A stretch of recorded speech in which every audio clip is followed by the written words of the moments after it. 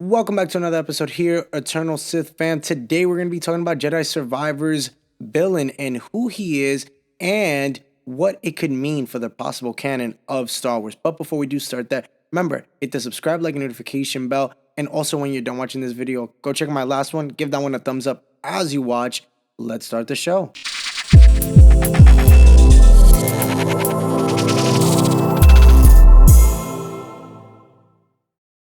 So Respawn Entertainment has finally dropped some details about the mysterious alien species shown off in the trailer for Jedi Survivor. Now, we still don't know who the one that is wielding the lightsaber, but I do have a video on that. Go check that one out. Good theory on it. But we know that when the first trailer of this game dropped during the 2022 Game Awards, Star Wars immediately spun out of control. And again, it looked really good. But again, the question was, who was this, brutish gray-skinned alien enemy seizing up Cal?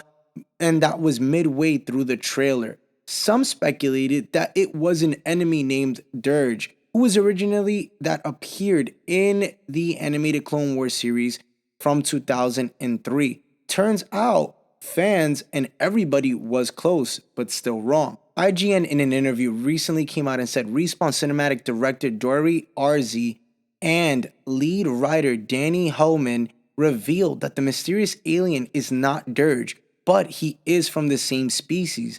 His name is Ravis. He and Dirge are members of an obscure species in the Star Wars canon called Jedi. The Jedi are nearly immortal, as Obi-Wan Kenobi found out firsthand in 2003, the Clone Wars series. Their bodies are made up of a cluster of tentacles that can regenerate after taking damage that would kill any other species. The orange suit of the armor Ravis wears in the trailer isn't for protection. It's actually to keep his body from flopping around like a bunch of loose spaghetti. Now let's talk about it. Let's talk about the Jedi.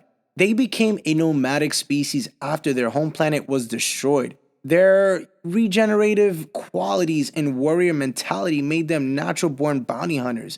Their long lifespans give the Jedi a perspective on the rise and fall of empires that few other species in the Star Wars canon possess. So their perspective will inform Cal's journey throughout the whole video game as a Jedi who watched the Republic fall and who hopes to bring down the, empire that was replaced by it. Now, as members of groups that were nearly wiped out, both Cal and Ravis know what it's like to feel the loss of their tribe and the difficult journey of finding their place in the galaxy. And that's where the paths of these two diverge. Cal is only a few years removed from the loss of his Jedi brethren and the fall of the Republic. Ravis brims with the confidence that comes with knowing who he is because he already has walked down this path already. Potentially thousands of years ago, even all that more to add.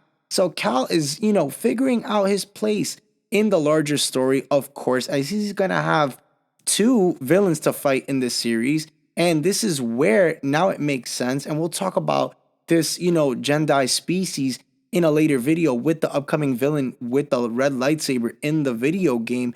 But again, it's going to be a larger story and it's going to add to his larger story and for sure his purpose. Above all, Ravis's ability to survive makes him a potential threat or can definitely help Cal in the long run, especially with this upcoming other villain that we're going to have in the video game, which we'll talk about. So there's a lot to get into with this character. I think it's pretty cool to see a, potential, threat to Cal or again, an ally that has survived for many years and that has seen many things. And I like that they're bringing that into this canon and what they can do with this character in a potential series if they include, his species in possibly a live action show of what we have now, maybe during the Mandoverse or even after a part of the sequel trilogy, or shall I say post-sequel trilogy, or even if they do movies that were before, obviously, the prequel trilogy, maybe we see something in the Acolyte with this. But guys, comment down below. Let me know your thoughts, your theories. Thank you so much for tuning in today. Hit the subscribe, like, and notification bell so you're always in the know as I have another video out tomorrow. And remember, the Eternal Sith,